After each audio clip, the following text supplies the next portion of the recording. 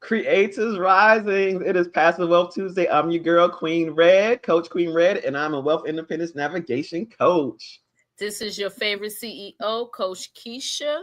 And thank you guys for joining in with us today. Make sure you like, comment, or share um, all the content that we have to offer. And if you guys have anything that you would like for us to discuss or talk about, make sure you put in the chat so that way we can jump right on into it. Yes, because we are experienced, baby. Yes, Lord. And look, today's topic is no manager, no problem. Until it is, staying anchored when the ship sinks. No, when the ship shakes. So don't forget, look, we solve problems with passive wealth, and we are entrepreneurs and we are investors. So I'm gonna let Coach Keisha spearhead this because I know this is gonna be good. Okay. So we won't be. Look, I'm gonna say it like in church. We won't be before you long. But so I had this experience. Well, we've had this experience where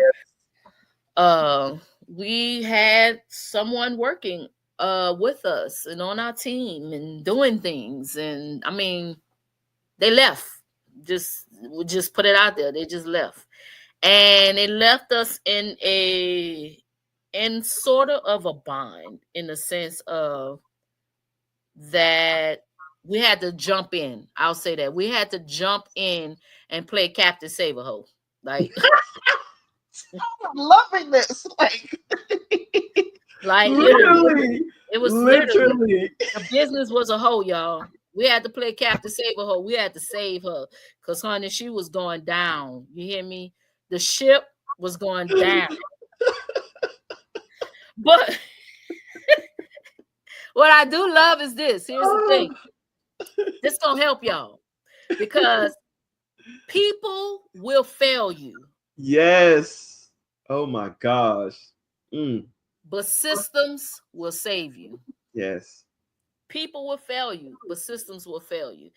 I'm sorry, will save you. And the reason why I put it that way is because had not we had a system in place to where it can be basically cut and paste type system, we were able to get someone immediately and fast track them through our business process. And in that, the business thrived. It grew. It thrived even better than with the person that we had in charge to do it. It thrived even better. So in that, you have to. The reason why we're coming with this topic is because in business and being an entrepreneur, you have to be able to find a way to stay grounded when things change, because things will change. I've had people just quit at the drop of a hat, which I've just talked about. I've had people that just literally ghosted, like you don't know what's going on. They just you calling them, you texting them, they ain't nowhere to be found. You know what I'm saying? I've had individuals that say they did something and didn't. And when I go back and then paid them for the job and they didn't even do the job, right? I done had employees that fraternize with each other. And then your business suffer because of it. So, but you have to stay grounded, right? You have to stay grounded because people make you want to go to jail. That's just the truth about it. Depending on your personality type, being in business can be very stressful, and you will find yourself in compromising situations where you really have to think quickly and say, how do I handle this without one getting in my emotions or acting out of character in my emotion, but how do I stay grounded? So that's what today is about, right? Yes. How to stay grounded and don't allow your emotions to lead. We cannot allow our emotions to lead in every transaction that we involve ourselves in, because if we do, it is a detriment to us and is also a detriment to our business. And I will definitely say, I would say not allow dysregulated emotions to lead. Okay, I like that even better. Dysregulate, because your emotions have to be regulated, and we're emotional beings. We're human. We have emotions, so we can't just shut it off. But we can learn how to regulate our emotions when dealing with people. And I'll say the thing that helps me regulate is policies and procedures, Yes. rules and regulations, because I don't have to get in my emotions when I have the rules and the regulations and policy and procedures that are in place. I can always just refer back and say, hey, this is what the policy say, this is what the contract say, this is what our SOP says. So then you don't have to contend with the individual and get into this overly emotional battle because you have stuff in black and white. Let the black and white speak for you. Okay, Yes. so when things fall apart and people move, you want to make sure you set up systems in your business that you literally can copy and paste. Somebody leaves, hey, I need another person to step into this position. So I'm not catering my guidelines to the person, I'm catering my guidelines to my business. Come on. That way, anybody can step into the role and do the job. Yes. And Yes. that's very, very important when Yes. you're talking about building a business and when to stay anchored when the ship begins to shake. When the captain is on the ship and the waves and everything going on, trust me, Mhm. they have protocols and how to handle that. They ain't on the ship panicking with everybody else. Yep. Yep. So I can't panic in my business. I can't panic. I don't have the liberty to do that. If your employees is panicking when things go wrong, how can you lead and you all caught up in the panic with them? They're seeking you for guidance. So how can you lead and guide when your emotions are not regulated? Listen. Yeah. You know what I just thought about? I thought about that one scripture about Jesus on the boat in the middle of the storm. I don't know why that came to mind. That's my favorite. That's my favorite. Yep. And he said, "What y'all tripping about? Exactly. Why y'all Exactly. tripping?" Exactly. And that's the thing. When you look at your leadership and your leadership tripping, then you should trip too. That's the place to panic. And I've even said this to my kids. If you don't see me panicking, what you worrying for? If I'm not panicking, that means it's not that I have it all figured out, but I'm confident to know that it's gonna work out. Yeah. It's gonna work out. So Yes. here's our teachable moment. The power of emotional anchoring. Anchoring equals stability during the storm. Y'all know those big anchors, and that anchor is dropped.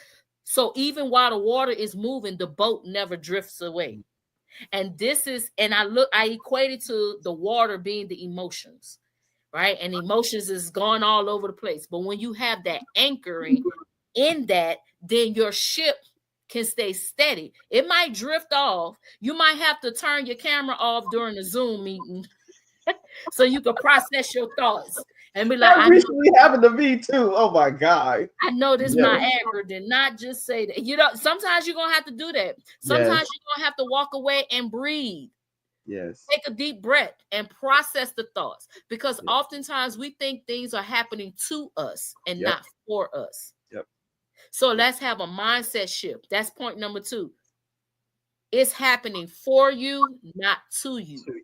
We have to stop with being so offended at everything that happens in our business and everything that happens with other people. We cannot be so easily offended because those individuals are I'm gonna give you an example, and I'm gonna use you as an example because this just happened. Mm-hmm. You sent out a group, not a group text. You sent out a text message, Mm-hmm. and the text message said, "Don't call this phone. Don't text this phone. This phone. This, that, and the third. Blah blah blah." And then at the end, you said, "And don't think about." I'm paraphrasing, y'all. Yeah. Don't think about texting this phone to tell me to check my business phone. I have my own business hours. This, that, and the third. And then at the end, it says, "This has been a copy and paste message to send to everybody." Now, if I did not know Nicole, right, and I know how she talked, by reading that, I could take clear offense to it. See? I could take offense to it. I could say, well, dang, we just went off. Like, blah, blah, blah. Why she did that? Why it's to me? I could have did that, right? But because I know her, and I know how she speaks, and I know what the intent is, Yeah. I didn't have to become offended. As a matter of fact, I didn't even, I gave thumbs ups and kept it moving, right? And this is where we have to begin to understand who we're in partnership with. Because I could have said, what did I do to her? What happened? Did I say something? Did I do something? You know, and then we begin to internalize that. We internalize that. And what most people don't understand, we had 11 minutes, is that when you internalize those deep-rooted feelings, you begin to project it and not even realize it. Ooh, that's And good. now that person is responding to your actions, and you say, see, I told you she had a problem with me. No, that lady ain't got no problem with you. She responded to you because you're projecting. You think she got a problem with you, and that's all in your head. That's all internal. So now when you come around, you looking for it. Oh, let me see how she said that. You see how she did that? You see, we got to learn how to be anchored, and we got to learn how not to be so easily offended. It's happening for us, not to us. And all this affects business. And I need to share one thing that I did write in my journal and is relating to this topic. You said systems, right? And in regards to no manager, no problem until it is, one thing about systems and why it's so important as an entrepreneur is my spirit said, toxic compassion equals enabling. This is why systems is so important, because if you don't have systems in place, what I like about the freedom of being an entrepreneur and entrepreneur in my way is that I do have boundaries, I do have principles, and I do have systems, and I generally stick to all of those. But then again, there are those times where I do have the flexibility and the liberty to make my own calls that may supersede my systems. But I make those calls. You see what I'm saying? I make those judgment calls because I am the CEO of how I run things. But once again, toxic compassion equates to enabling. And when you enable things that break down the principles of your systems and your boundaries, you go against the morals of what you've established. Yes. Which is why it's important for you to make sure there is balance in your regulated emotions. That's right. In your regulated emotions. So here's some practical steps for you guys. One, create an emergency leadership plan. Ooh, and I like that. We're calling it that, but really, it's the long term of saying create a system. Yes. Create a system. But when you have that emergency leadership plan, what happens if you have to step into leadership? Who are you going to put in that place if you have to? What is your backup, right? We had a situation where somebody couldn't show up. I had already created backups for the backups for the backups. Hey, if this person don't show up, I need you to take, you see what I'm saying? So we have to create these systems. Now, I'm not saying, or we are not saying that systems are fail proof. That's not what we're saying.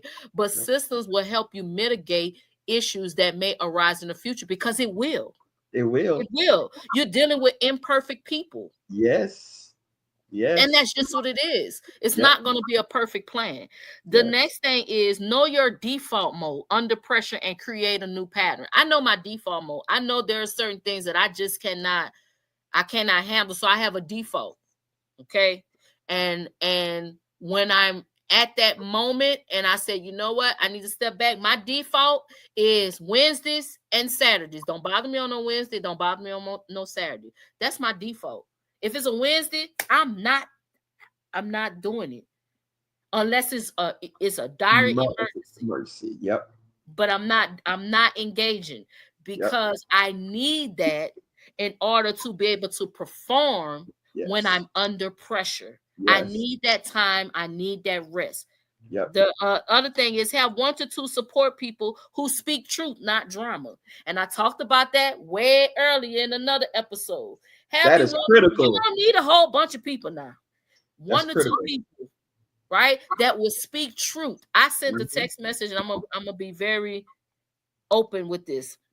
I sent a text message today to somebody, And I said, is it bad that I haven't purchased one flip or one property this year? I feel defeated right now. I almost feel like I ain't done nothing all year, but I know I did, right? And I said, I'm only expressing, but I know I'm going to change my mind later, right? Mm-hmm. And this person began to speak truth. They say, with all that you do, I know you're not basing your success off of just one line of business. That's Fact. not a good tracking measure. He straight up told me he didn't Facts. join in my pity party. I Yep. was saying I felt defeat. He immediately said, "Wait a minute, you girl, let me speak some truth into you. Yes. You do a lot of stuff, and you can't base your entire success off of one line of business, Keisha. Yes. That's not a good tracking measure. Yeah. Stop that. Okay, you're doing too much.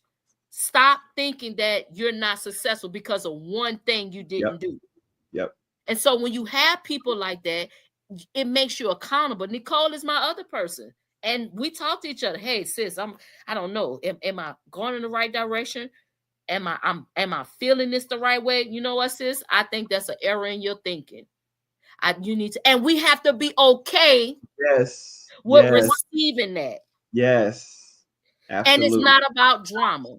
It's I could not. go to her about any of my partners and say, look, and the same thing with the other person. Look, I'm in this dilemma. I don't know how to approach this person with this situation because I want to make sure that I'm doing the right thing, and I want to make sure that I'm not being offensive, but I need to express this. Hey, sis, your feelings are valid, but hey, let's look at it from this angle. Yes.